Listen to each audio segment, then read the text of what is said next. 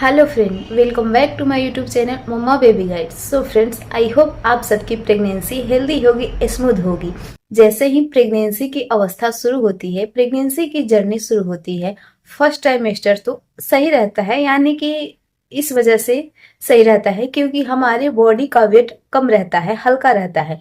Second trimester जैसे जैसे बीतता है, गुजर जाता है सेकेंड ट्राइमेस्टर, उसके बाद से हमारे बॉडी का वेट, हमको लगता है, प्रेग्नेंट महिला को ये लगता है कि बॉडी का वेट बहुत ज्यादा बढ़ गया है, जिस कारण से कमर का दर्द, कुल्हे का दर्द, जांघों में हड्डियों का दर्द, इन सब सारे दर्दों से प्रेग्नेंट महिला परेशान हो जाती है।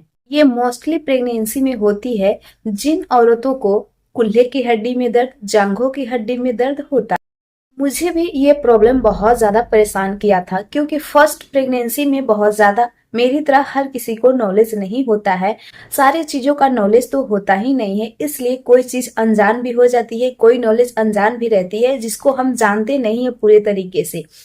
और सेकेंड प्रेगनेंसी में जो थी, ये जैसे ही प्रॉब्लम मुझे हुई, हमको इन प्रॉब्लम से बहुत ज्यादा जूझना नहीं पड़ा। आप भी कमेंट बॉक्स में जरूर शेयर कीजिएगा हमारे साथ कि आपकी कौन सी प्रेगनेंसी है, फर्स्ट है या सेकेंड है। तो आज के वीडियो में हम यही जानेंगे कि प्रेगनेंसी में कुल्हे की हड्डी में और जांघों की हड्डी में दर्द के क्या कारण हो सकते हैं, इस दर्द से हम कैसे राहत पा सकते हैं। ये दर्द कई बार प्रेग्नेंट महिला के लिए सजा बन जाता है, बहुत अजीब तरीके से पेन होता है जिससे हमें राहत नहीं मिलती है। अगर बैठ गए एक बार तो उठने में बहुत ज्यादा प्रॉब्लम होती है, अगर खड़े हो गए हैं थोड़ी देर के लिए तो बैठने में बहुत ज्यादा प्रॉब्लम होती है, अगर हम लेटे हैं, आराम कर रहे हैं, लेट कर उठने में भी बहुत ज्यादा प्रॉब्लम होती है।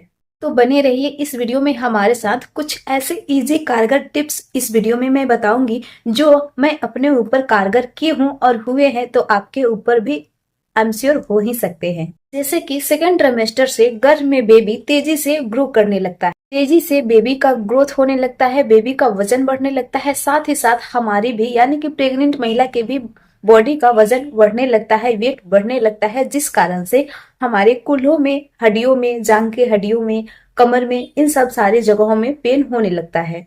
अगर प्रेगनेंसी के दौरान कोई भी काम अगर आप ज्यादा देर तक खड़े होकर करते हैं, या आप किचन में खड़े होकर ज्यादा देर तक काम कर रहे हो, या आपको ट्रेवलिंग करना पड़ता है, आप ट्रेवलिंग खड़े होकर कर रहे हो, या बैठकर बहुत ज्यादा टाइम तक कर रहे हो, तो इस वजह से भी प्रेगनेंसी के दौरान जांघ की हड्डी में, कुल्हे में पेन बढ़ने लगता है, यानी कि होता ही।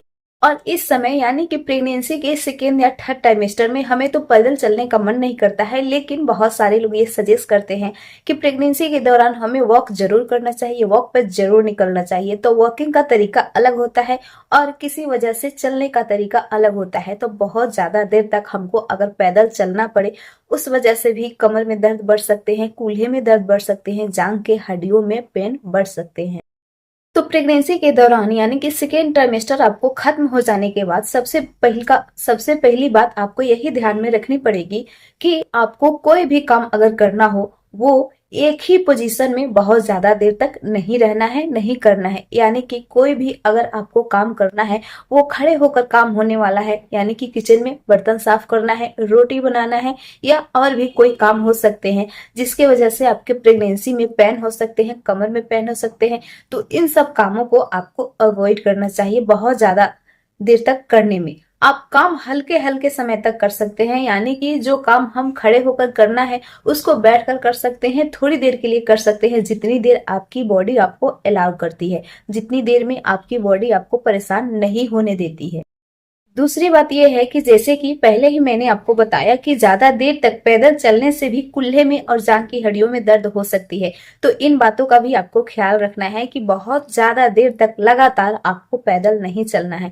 अगर आपको पैदल चलना है, टहलना है, तो थोड़ी दूर पैदल चले, जितनी देर आपकी बॉडी आपको सजेस्ट कर रही है, आपको आप जितनी देर आपकी बॉडी आपका साथ दे रही है, उतनी देर तक आप पैदल करें, फिर थोड़ी देर तक आप रेस्ट करें, फिर उसके बाद आप पैदल करें। ऐसे आप कंटिन्यू कर सकते हैं, चाहे आपको टहलना है, चाहे आपको पैदल चलना है।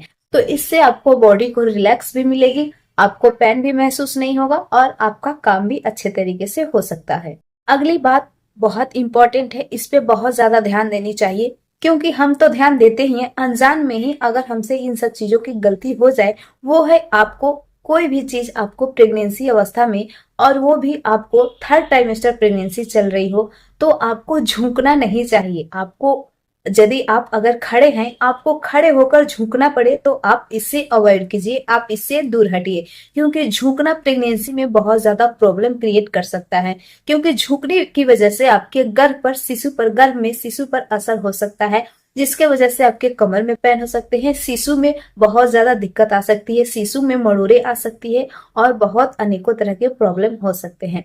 आई होप आप समझ गए हैं कि आपके प्रेगनेंसी में कूल्हे और कमर के दर्द का कारण का वजह क्या है। आपको इस वीडियो में समझ में आई होगी।